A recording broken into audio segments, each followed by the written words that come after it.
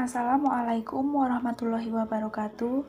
Innal hamdalillah nahmaduhu wa nasta'inuhu wa nastaghfiruh wa na'udzubillahi min syururi anfusina wa min sayyiati a'malina may yahdihillahu fala mudhillalah wa may yudlilhu fala hadiyalah.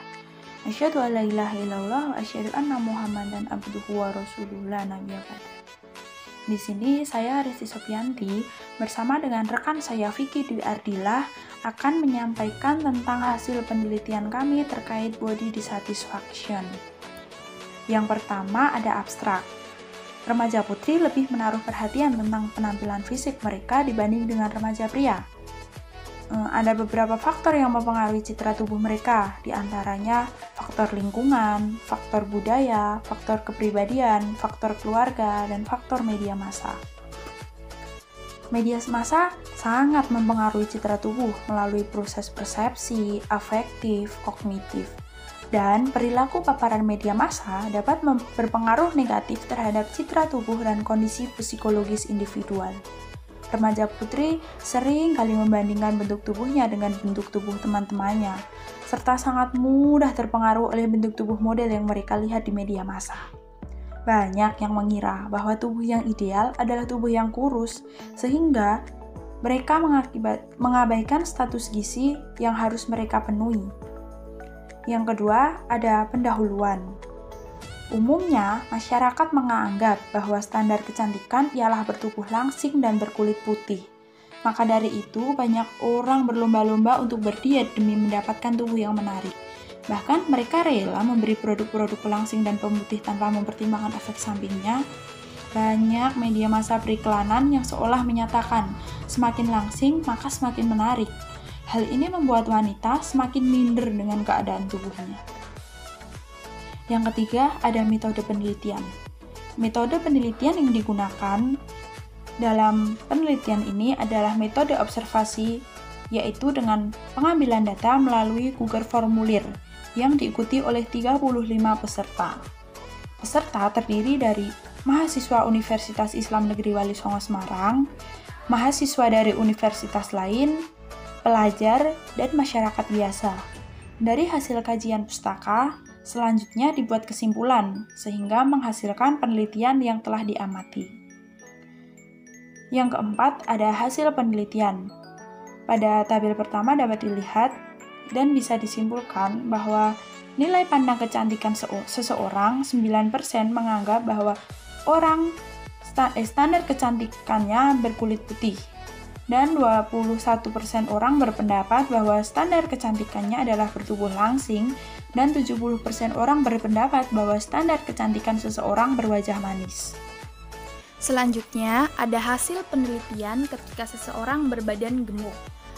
Pada tabel kedua ini menunjukkan bahwa ketika seseorang berbadan gemuk, 50% orang merasa biasa saja pada dirinya, 47% orang merasa insecure atas dirinya, dan 3% orang akan merasa sempurna. Bisa dilihat pada tabel sebelah kanan, itu adalah hasil penelitian yang telah kita lakukan. Selanjutnya ada tabel hasil penelitian kebencian seseorang terhadap tubuhnya. Pada tabel ini menunjukkan bahwa individu akan merasa benci atau merasa tidak suka ataupun tidak puas terhadap tubuhnya ketika ia bertubuh gemuk, yaitu sebanyak 32%, tidak berkulit putih sebanyak 15%, dan yang tidak keduanya atau tidak bertubuh gemuk dan tidak berkulit putih sebanyak 53%. Hasilnya bisa dilihat pada tabel atau kolom sebelah kiri, itu hasil dari penelitian yang telah kita lakukan.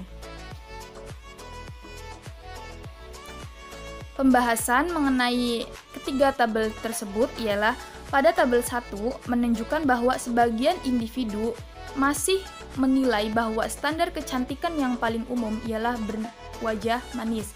Pada tabel kedua menghasilkan bahwa ketika berbadan gemuk, sebagian individu merasa insecure terhadap badannya, merasakan ketidakpuasan terhadap badannya, tetapi tidak sedikit pula individu yang merasa biasa saja dengan penampilannya yang gemuk.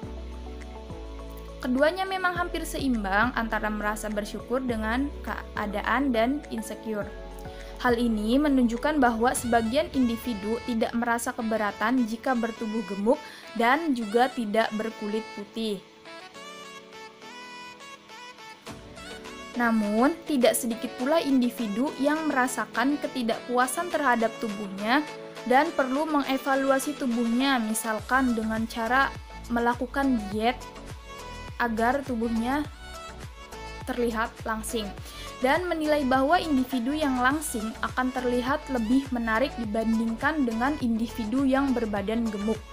Namun, pada riset menilai kemenarikan ini, hasil menunjukkan perbedaan tipis, yaitu sebanyak 41% berpendapat bahwa tubuh yang langsing terlihat menarik dan sebanyak 59% berpendapat bahwa tubuh yang langsing bukanlah hal yang menarik atau hal yang biasa-biasa saja.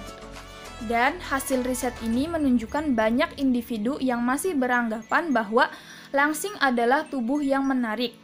Tubuh yang cantik, tubuh yang sempurna ialah tubuh yang langsing.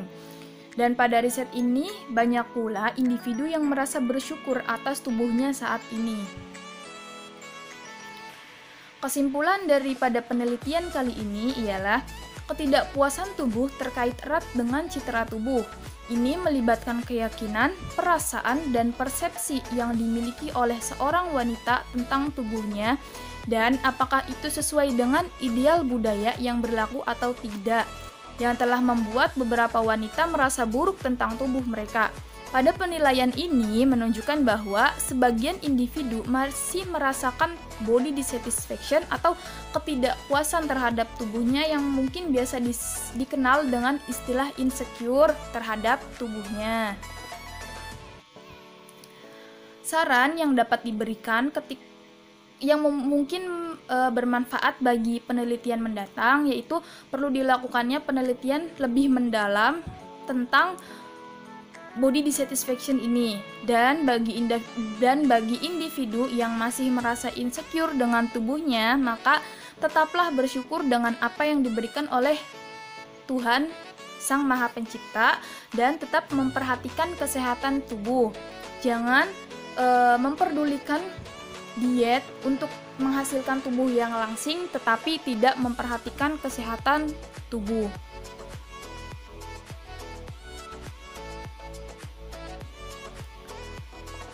Ya, di sini ada sumber yang kami kutip untuk membuat penelitian kali ini. Sekian penjelasan penelitian yang telah kami dapatkan. Kurang dan lebihnya kami mohon maaf. Wallahul muwaffiq wa ila aqwamit thoriq. Wassalamualaikum warahmatullahi wabarakatuh.